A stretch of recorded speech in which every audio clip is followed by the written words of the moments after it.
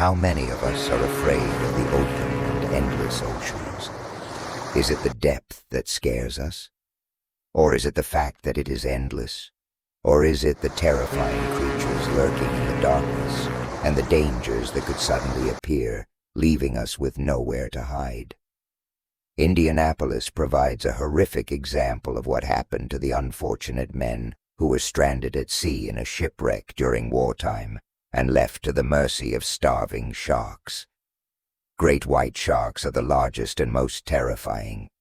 However, in the last century, the existence of an even more terrifying shark has been whispered among the global maritime community. This shark is an ancient myth that has defied all scientific explanations throughout its existence. The stories told by fishermen and even sailors in the U.S. Navy are believed to be true accounts of the Megalodon. In 2019, a diary found in the Chicago home of 94-year-old Edgar Harrell left historian Dr. Amanda Chen speechless. The handwritten lines read, "The mother Megalodon is still alive. She is 30 meters long, with black eyes, and very large. She still comes to my dreams." While conducting research at the Naval Center Archives, Dr. Chen found some intriguing statements and secret documents dating back to 1945. The statements of survivors in Indianapolis mentioned giant sea monsters. Nurse Moore described Edgar Harrell's final days as follows. Mr. Harrell would wake up in the middle of the night and shout, "They're coming! The black-eyed monsters are coming!" We had to give him sedatives. In the July heat of 1945, the USS Indianapolis silently plowed through the blue depths of the Pacific Ocean. On board were 1,186 young American sailors carrying history's most secret cargo, the uranium components of the atomic bomb. The crew did not know what they were carrying. They had been told only that their mission was to end the war. Soldier Johnny Spinelli came from a small farming town in Indiana. In his pocket was the last letter from his fiancée, Mary. "Johnny, my love, we'll get married when the war is over. My father will give us the house next to the farm as a wedding gift. I miss you so much." Johnny was reading this letter on the ship's deck with his closest friend, Mike. Johnny asked, "Mike, what are you going to do when the war is over?" Mike replied, "I don't know, my friend. Maybe I'll get married, but first we have to get out of this damn war." Ah, if only they had known. Just a few hours later, they would face a horror that would change both their lives forever. Sergeant Klappa, 37 years old, was one of the most experienced soldiers on the ship, with 15 years of naval experience. That evening, he wrote the following in his diary. "There's an unusual silence at sea. Even the dolphins aren't visible. It's as if nature is afraid of something." The silence, Klappa noticed, was no coincidence. As the megalodons approached the area, other sea creatures were instinctively moving away. The ancient predators of the ocean had awakened from their centuries-long slumber. Captain Charles McVeigh was on the bridge, making his final checks. At 11:30 p.m., the radar operator gave a strange report. "Captain, there are large masses moving under the water. It could be a pod of whales." McVeigh scanned the ocean's surface with his binoculars, but saw nothing. "Pods of whales don't stay on the surface like that," he muttered to himself. But at that moment, due to the stress of battle, he didn't think much of it. During the night, 2 torpedoes launched from the Japanese submarine I-58 pierced the side of the USS Indianapolis. The first explosion was so powerful that it knocked out the ship's electrical system. The second torpedo hit the ammunition magazine. Johnny Spinelli was thrown from his bunk by the shock of the explosion. He ran looking for Mary's letter, but couldn't find it in the darkness. "Mary's letter!" he shouted. "I lost my letter!" This was a bad omen. Mike Kurila grabbed Johnny by the arm and dragged him toward the deck. "The letter doesn't matter now. We have to survive. Run!" The 186-meter-long warship sank in an incredible 12 minutes. 300 sailors were trapped inside and drowned. The remaining 900 sailors were scattered across the cold waters of the Pacific. Tom Brophy, a 20-year-old sailor from Ohio, thought of his mother as he struggled in the water. "Mom, if I die tonight, let the apples in that photo at home stay as they are. Remember me." Sailor William Tsuboi, an American of Japanese descent, was experiencing a cultural conflict. They were sinking under enemy missiles, but he was also an American citizen. "Kami-sama," he prayed in Japanese, "protect us."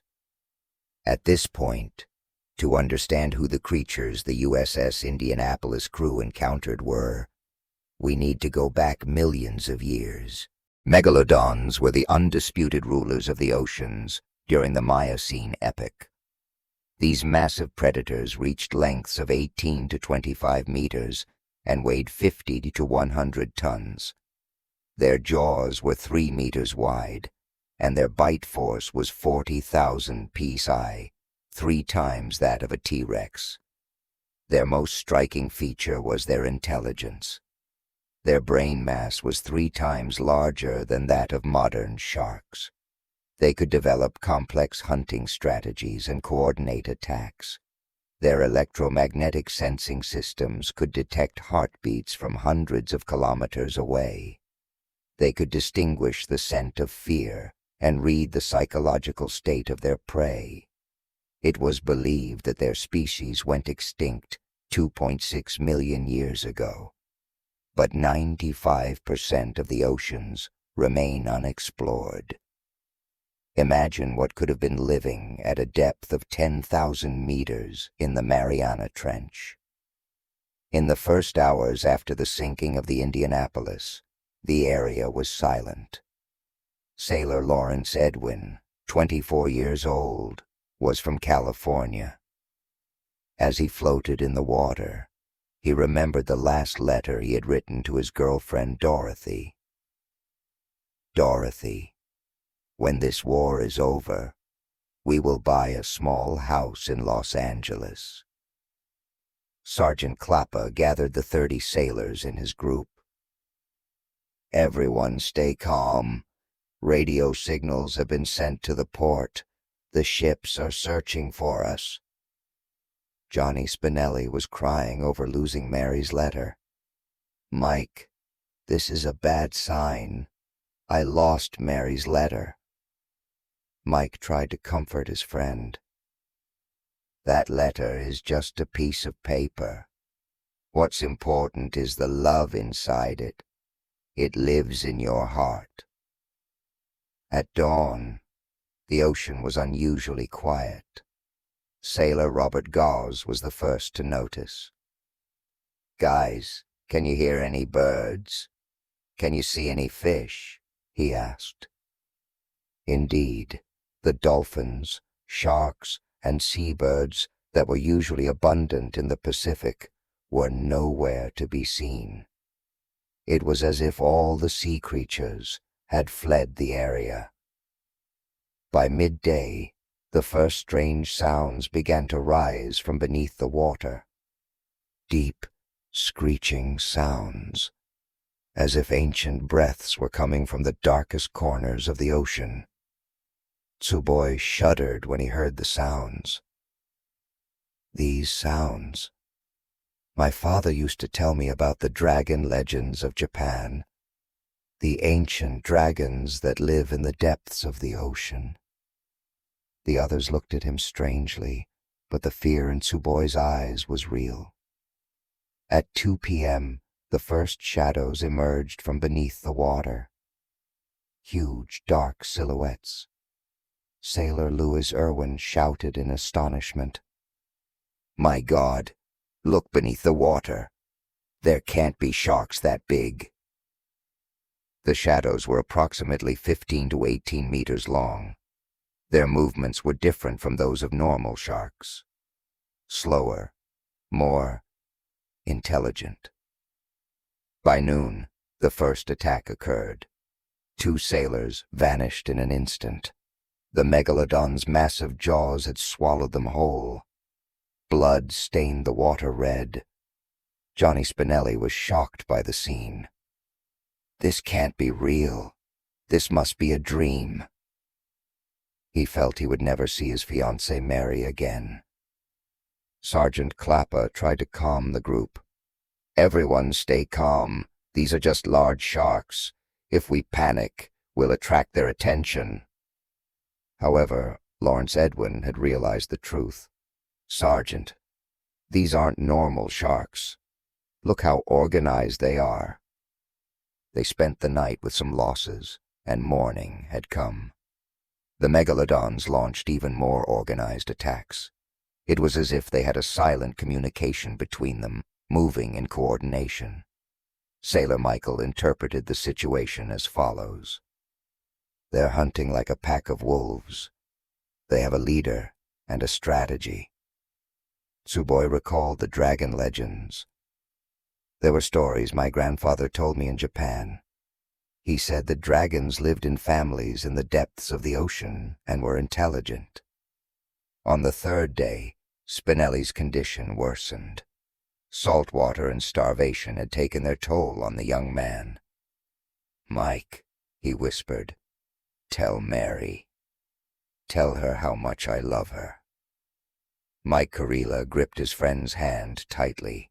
"No, Johnny, don't talk like that. We're going home. You're going to marry Mary."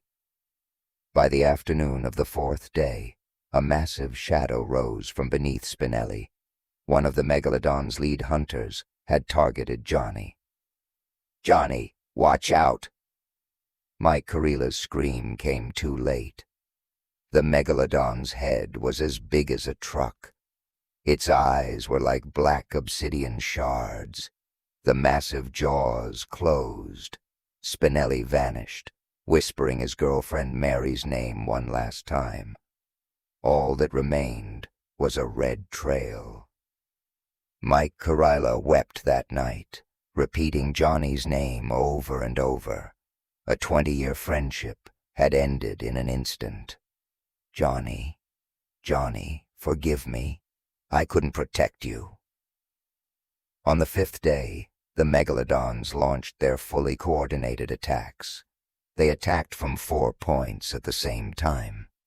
Tom was the first to notice the organization. "These aren't normal animals. Look how they're planning." Edwin remembered his love for his girlfriend Dorothy. "Dorothy, if I die, know that I loved you very much. Even if we couldn't buy that little house in Los Angeles." At dawn on the 6th day, an unfamiliar sound rose from the depths of the ocean. This sound was much deeper and more authoritative than the previous Megalodon sounds. The 180 surviving sailors felt the difference in this sound. Sergeant Clapper, "This sound, it's the voice of a leader. It's calling the others." And on the horizon, a massive shadow appeared. The mother Megalodon, 25 meters long, nearly the size of a destroyer. The mother Megalodon was terrifying not just because of its size, but because of its very presence. Its head was 4 meters long and 3 meters wide. When its mouth was fully open, it could fit a car inside.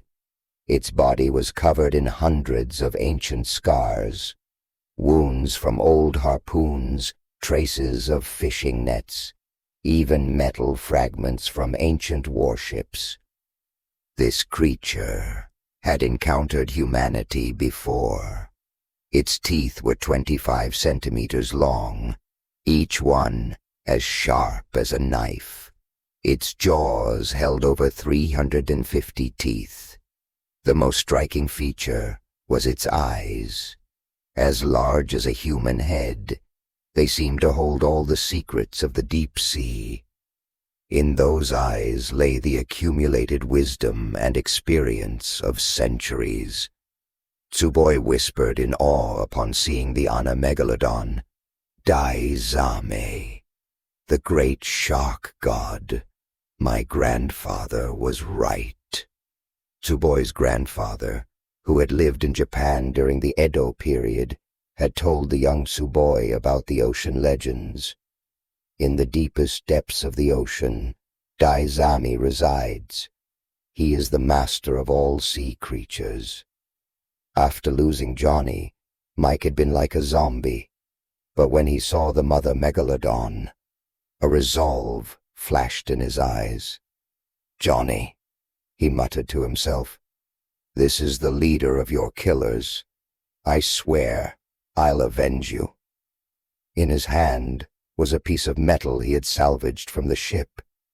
It didn't mean much, but the fire of revenge was fueling him. Before attacking, the Megalodon began to study these small creatures. It approached slowly, as if evaluating each one individually.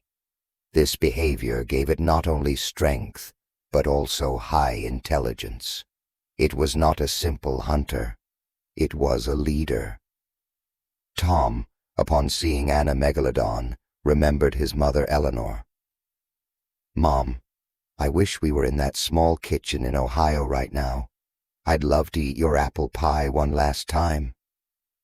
Megalodon began moving in circles to surround her prey.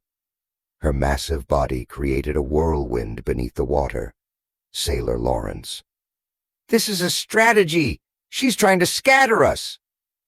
Indeed, the mother Megalodon's goal was to split the group of sailors to make hunting easier. At that critical moment, Mike made an unexpected decision. He pulled out Johnny's metal ID plate, his friend's last memento. For Johnny! He shouted and began swimming toward the mother Megalodon. For Johnny Spinelli! The other sailors watched in horror. Tom shouted, Mike, come back! Don't commit suicide! But Mike had made up his mind. He threw Johnny's ID plate with all his strength into Megalodon's eye. The metal plate struck the Megalodon's left eye. The ancient predator recoiled in pain and let out a sound it had never made before, a heart-stopping howl. The sound echoed for miles. Other Megalodons, sensing their leader was injured, grew enraged. At that critical moment, the USS Cecil J. Doyle appeared on the horizon. Captain W.G. Claytor watched this extraordinary scene through his binoculars. My God, said Captain Claytor, that sailor has wounded the sea monster. This is impossible. The radar operator reported in astonishment. Captain, there are creatures 20-25 meters long under the water. I've never seen anything this size. The main Megalodon, enraged by the blood flowing from its wound, focused on Mike Kurila. This small creature had dared to challenge it. Come on, then, Mike shouted. For Johnny's revenge!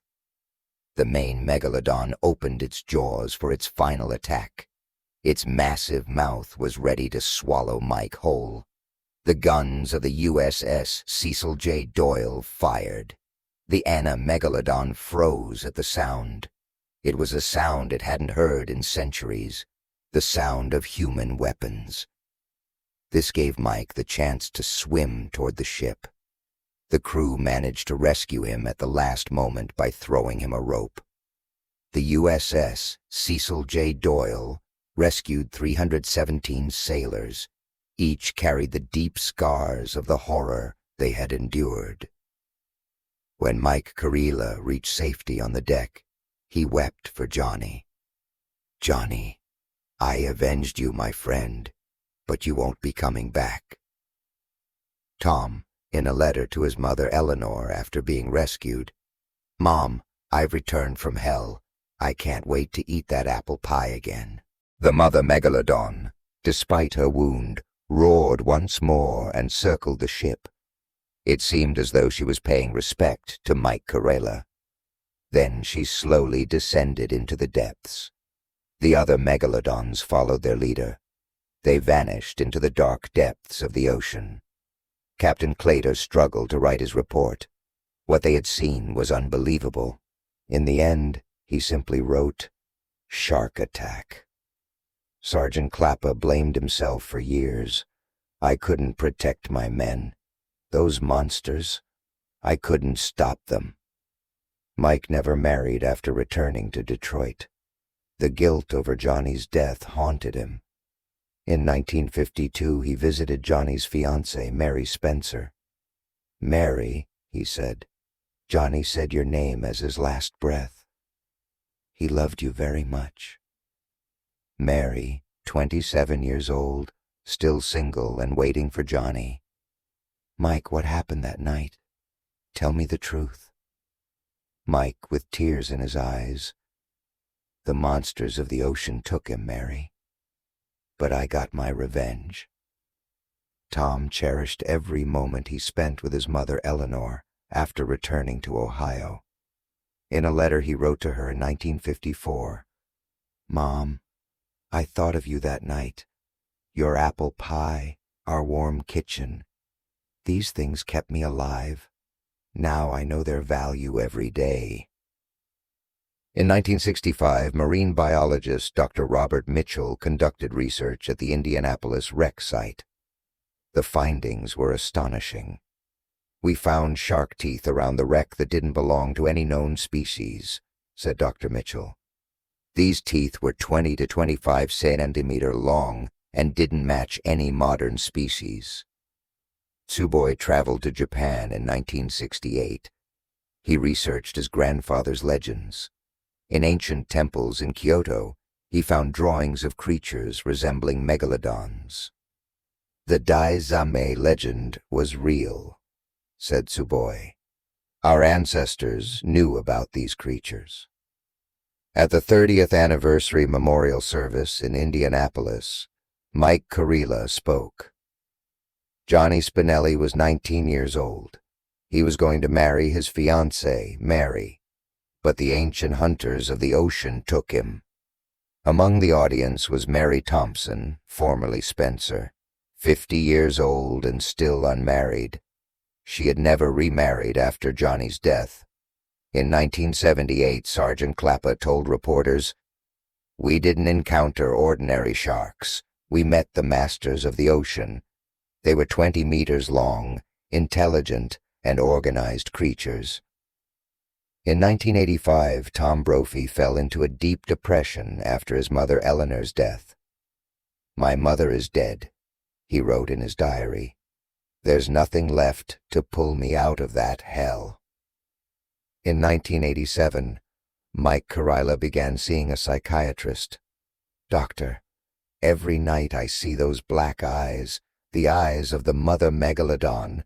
They're still watching me." In 1995, geneticist Dr. Sarah Chen took water samples from the Indianapolis wreck site. DNA analysis yielded surprising results. "There's unknown shark DNA in the water," said Dr. Chen.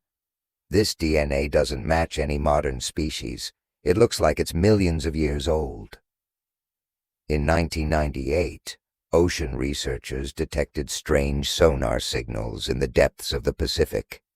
Signals indicating the presence of unknown creatures, 20 to 25 meters in length. Marine biologist Dr. Amanda Rodriguez deployed deep-sea cameras at the Indianapolis wreck site. The footage sent shockwaves through the scientific community. "We're seeing giant shadows on the cameras," said Dr. Rodriguez. "We don't know of any living creatures of that size. but the images are real. In 2005, 83-year-old Mike Kurila told his grandson David the truth. "David, listen to your grandfather. That night, we encountered the ancient rulers of the ocean. I avenged Johnny, but he will never return." David Kurila later said, "My grandfather's eyes filled with tears, and his hands trembled as he told the story. It was a real trauma." In 2007, 82-year-old William Tsuboi made his final trip to Japan. At an 800-year-old temple in Kyoto, he saw paintings depicting the Megalodon. "Our ancestors knew about this long ago," said Tsuboi. Daizaimni was a real creature. In National Geographic's The Indianapolis Mystery documentary, 87-year-old Edgar Harrell spoke. "I saw the mother Megalodon that night. It was 25 meters long with a head as big as a truck. The eyes, I'll never forget those eyes. Black, deep, as if they had been alive for centuries." Tom, who died in 2014, wrote in a letter before his death, 70 years have passed, but I still remember that night. Thinking about my mother Eleanor kept me alive. Megalodons were real." Mike Kurila, 90, in his last interview with the Chicago Tribune. "I thought I had avenged Johnny, but then I realized that what really mattered was keeping his memory alive. The Megalodon was real, and it took Johnny." Ocean researchers found giant shark skeletons 8,000 meters deep in the Mariana Trench. The skeletons were 15 to 20 meters long. Dr. James Patterson. "These skeletons do not belong to any modern species. They look like they came from ancient times." New DNA samples taken from the Indianapolis wreck site yielded surprising results. The genetic material found matched Megalodon DNA from 2 million years ago by 87%. An AI analysis conducted at MIT examined the statements of the Indianapolis survivors.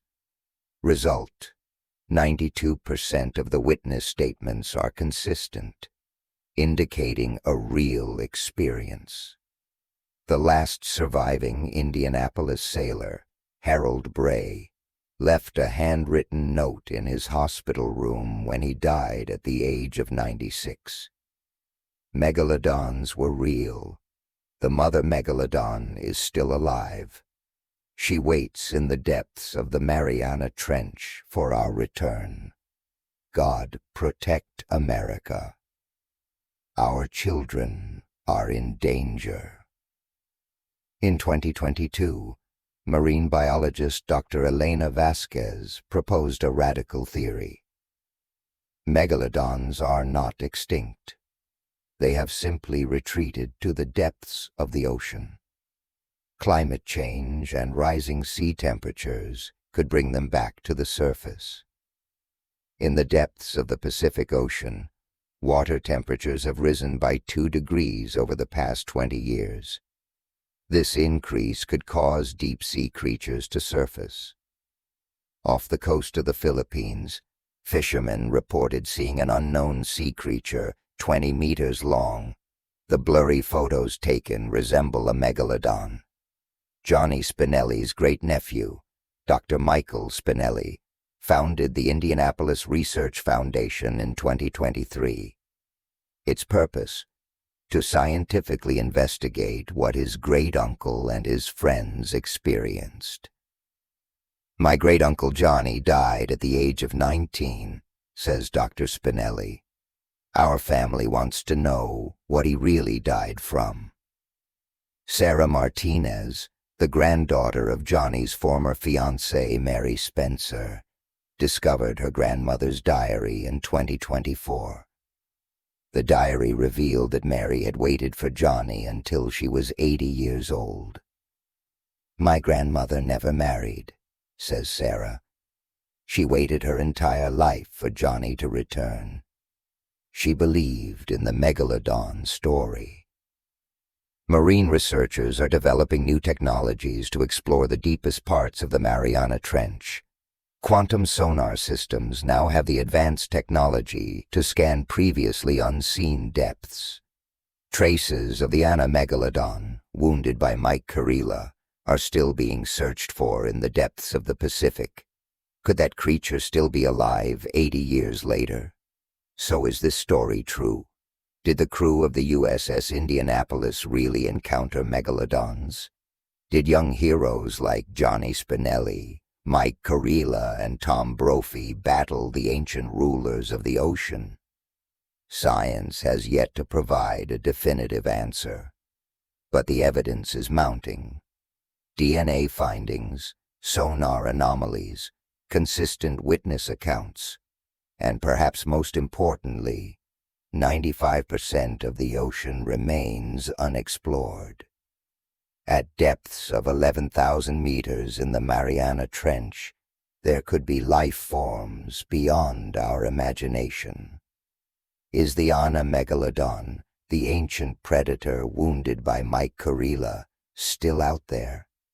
Is it lurking in the depths of the ocean, waiting for revenge? Is Johnny Spinelli's story just a war tragedy? Or is it a record of humanity's encounter with the lost rulers of the ocean? The answers to these questions may never be found, but one thing is certain. The horrific night of the USS Indianapolis and the terror experienced by those who survived were real. And their accounts compel us to question the mysterious world of the oceans. What do you think? Do the accounts of these witnesses sound plausible to you? Could megalodons truly be extinct, having merely retreated to the depths of the ocean? Is the story of Johnny Spinelli, Mike Kurila, and the other heroes one of history's greatest maritime mysteries? Share your thoughts in the comments.